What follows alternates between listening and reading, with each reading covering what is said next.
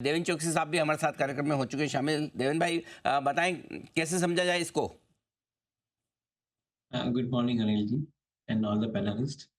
मैं ऐसा समझता हूँ कि मार्केट के हिसाब से देखें तो आई थिंक गवर्नमेंट ने जो बजट के अंदर जो स्टेटमेंट रखे, आई थिंक उस स्टेटमेंट के साथ में पॉलिसी का अलाइनमेंट होना बहुत जरूरी है। एक तरफ आई थिंक इंफ्रास्ट्रक्चर के अंदर जो स्पेंडिंग है उसका आई थिंक एक दायरा मुझे पता है। At the same time I think because of the higher spending of infrastructure the consumer का जो स्पेंडिंग जो बढ़ता है उसका भी एक आई थिंक अंदाज काफी हद तक बैठ चुका है। जो चीज के ऊपर कंफर्मेशन मिलनी चाहिए वो एक है कि दाम, कमोडिटी के दाम।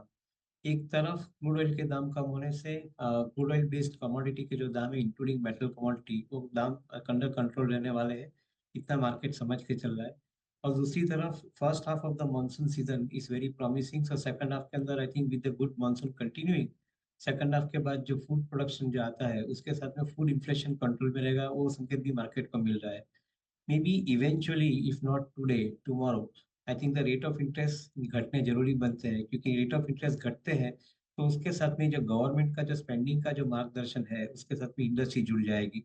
And that is what is required, because industry के साथ में स्पेंडिंग करना है तो आई थिंक अगले 6 या 8 क्वार्टर के अंदर we want to see systematic reduction in the rate of interest, which will possibly allow the balance of inflation on one side because of the factors which I have mentioned, and allow the consumption to go on the other side, which will ultimately work good for the corporate sector as a whole, industry as a whole, and at the same time market के हिसाब से भी देखें तो this would be I think a very promising outlook going forward.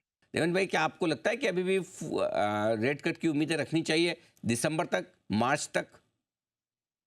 Anil ji, in fact I think I am extremely positive, क्योंकि जैसे मैंने समझा आई थिंक दोनों इक्वेशन पॉजिटिव डायरेक्शन में जा रहे हैं। एक तरफ आई थिंक इंडस्ट्रियल कमोडिटी के दाम कंट्रोल में रहने की संभावना रहती है, दूसरी तरफ फूड कमोडिटी के दाम कंट्रोल में रहने की संभावना है।